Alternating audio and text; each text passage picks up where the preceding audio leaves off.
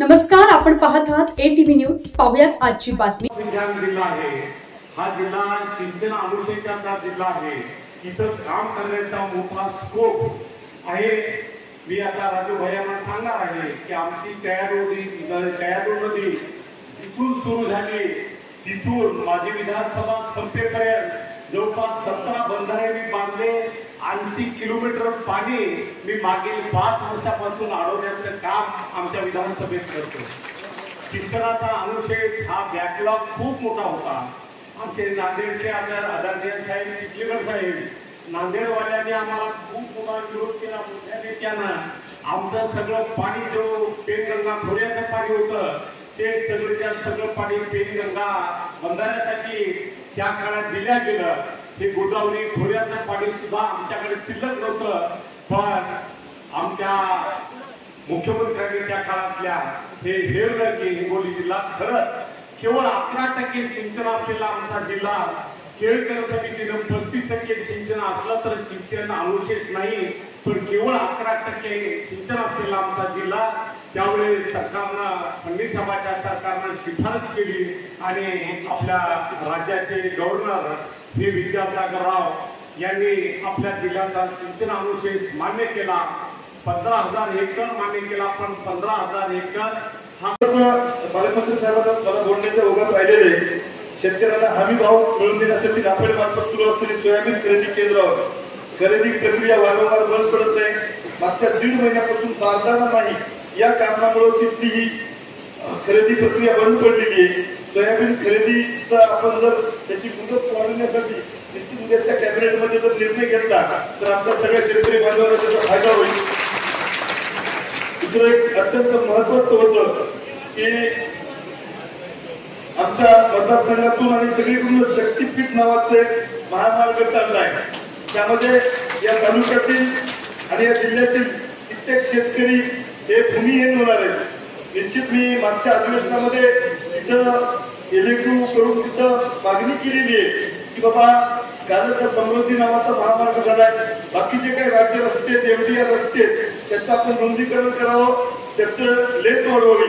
पण जर या शेतकरी राजाला कसं भूमिहीन व्हायचं असेल कारण आमच्या सगळं उदरनिर्वाह शेतीवर आहे आणि त्या बाबतीमध्ये शक्तीपीठ महामार्ग कायमस्वरूपी रद्द करायचा आहे. त्यासाठी सुद्धा पालकमंत्री म्हणून आपण सुद्धा आमची बाजू मांडतात की मी आपल्याकडून अपेक्षा व्यक्त करतो. या विभागामध्ये आदिवासी शाळेच्या बाबतीमध्ये आपण मागच्या काळामध्ये 33 कोटी रुपयाचा निधी आणून आपण आदिवासी शाळेसाठी इथं काम केलेलं आहे आणि त्या आदिवासी शाळेतील विद्यार्थ्यांसाठी वेगवेगळ्या योजना आपल्याला राबवायच्या आणि या जिल्ह्यामध्ये आमच्या सामाजिक न्याय सिनियर सांगितलं. पण सिनियर माझ्यापेक्षा चिखलीकर साहेब सिनियर आहेत,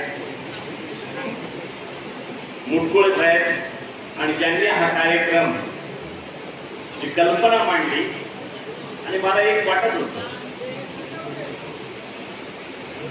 का भैया कार्यक्रम घेतात पण पालकमंत्र्याचा कार्यक्रम आणि जर भैयांनी बाकीचं सगळं सोडून महायुती जर ध्यानात नसेल तर मला अडचण होईल. म्हणून आपण जो खुलासा केला तो तिकडचा असेल, तो इकडचा नसेल. मी स्वतः सांगितलं तर बाबा सगळ्यांना आपल्याला बोलवायचं.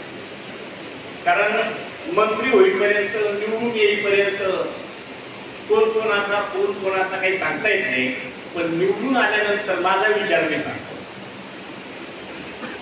पण त्याच्यातही निवडून आल्यानंतर आपण सर्वांचे याची जाणीव जरी असली तरी आता थोडस कळत माझं डिपार्टमेंट आहे ते अन्न औषध प्रशासन. मी त्या दिवशी शिर्डीला बोललो भैया का मला भेसळ तपासायची आहे तर ती भेसळ फार होऊ दे करण्याची तुम्ही चिंता करू नका. आणि ह्या कार्यक्रमाच्या निमित्तानं इथं माझे सगळे सहकारी त्या ठिकाणी उपस्थित आहेत. एक 2-3 तरी नाव म्हणजे कुठंतरी नाव राज्यभर केल्यासारख्या ठरवलं आहे. साहेबांनी सांगितलं मी अध्यक्ष उपाध्यक्ष त्यावेळेस भरपूर गाजलं. पहाटेचा शपथ घेतली त्यावेळेस भरपूर गाजलं. आता मध्यंतरीच तिसऱ्या माळ्यावर उडी ते बरंच झालं. उपाध्यक्ष झाल्यावर डावा पण पहिला होता ना, हे सगळ्यामुळे थोडस पोचला गेलो. आणि मग त्या माध्यमातून पक्ष काय याच्यापेक्षा माझ्याशी वैयक्तिक अनेकांचे संबंध आहेत. जसं आता आमचे कामेरवार नांदेडचे कामेरवार 2004 सालापासून माझं परिस्थिती आहे. 2004 सालापासून, कारण ते व्यक्त होत गेली. त्याचा परिणाम आज मला वाटत होतं मी पालकमंत्री म्हणून थेट निघून जाईल, पण हात केल्यावर जाण्याचा माझा स्वभाव नाही. त्याने हात केला, त्याने 2 असतील तरी थांबलो. त्याच्यामुळे मी थोडासा लेट झालो. पहिल्यांदाच मंत्री म्हणून पहिल्यांदा झालो, पालकमंत्री पहिल्यांदाच झालो. तर झालो. आताही झाल्यावर मला समजलं का अल्प आणि गरीब जिल्हा. मला आता उद्याच्याला गेल्यावर सोमवारी मी पहिले विचारणार आहे, तुम्ही गरीबाला गरीब जिल्हा का दिला?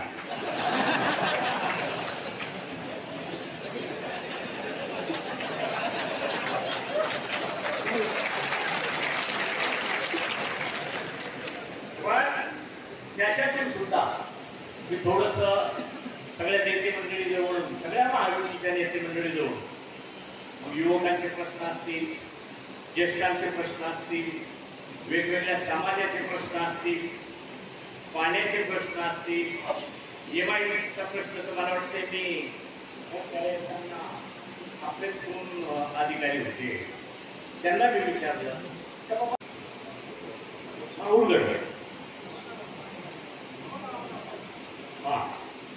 औंढा नागनाथ याचं पर्यटन का विकास हा एखाद्याच दृष्टीने होतो असं माझं तरी मत नाही.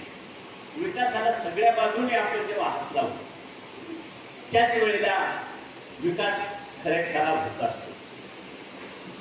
आता पाण्याच्या संदर्भात मी शेतीदार साहेबांना विचारलं तर थोडस पाण्याचं रिझर्वेशन हे पूर्वी झालेलं असेल, बॅन वगैरे नसेल. कारण मला बॅनशी सुद्धा तशी मी गोदावरी खोऱ्यात पाणी देणारा माणूस आहे. गोदावरी खोऱ्यात जायकवाडीला जे पाणी येतं ते माझ्या घरावर पडणारं पाणी जायकवाडी, म्हणून मला तोही अभ्यास बऱ्यापैकी आहे. आणि म्हणून साठी मी आताच तुम्हाला सगळंच कबूल करणं म्हणजे इलेक्शनच्या आधीची सभा असा सुद्धा असतो. आता आपल्याला इलेक्शन नाही, आता आपल्याला जे तुमच्या सगळ्यांच्या आशीर्वादानं जे पालकत्व म्हणून नावही असं वेगळं आहे तर ते एक चॅलेंज आहे, ते स्वीकारायचं आहे. ते स्वीकारताना आपली सगळ्यांची मदत त्या ठिकाणी लागणार आहे. निश्चित आपण कमी पडणार नाही याची मी तुम्हाला खात्री देतो. मार्फत वेगवेगळे निधी ज्या आहेत ते सगळेजण त्याच्यातले माहीत आहे. नसत तर आमच्यात आम्ही ठरवून सुद्धा घेऊ. विधानसभेत यांनी सुटायचं आणि पालकमंत्र्यावर सुटायचं तरी त्याच्यातून मार्ग निघतो. हे मी पाहिले. मी वरती शेअरवर बसायचो, माझ्या तिकडच्या आमदारांना मीच सोडायचो माझ्यावर किंवा मंत्र्यावर सोडायचं, आपण वरून आदेश करायचा आणि त्या बाजू सोडून घ्यायच्या. अशाच पद्धतीनं आपण त्या ठिकाणी बरेचशा कामांना त्या ठिकाणी मार्ग काढू शकतो.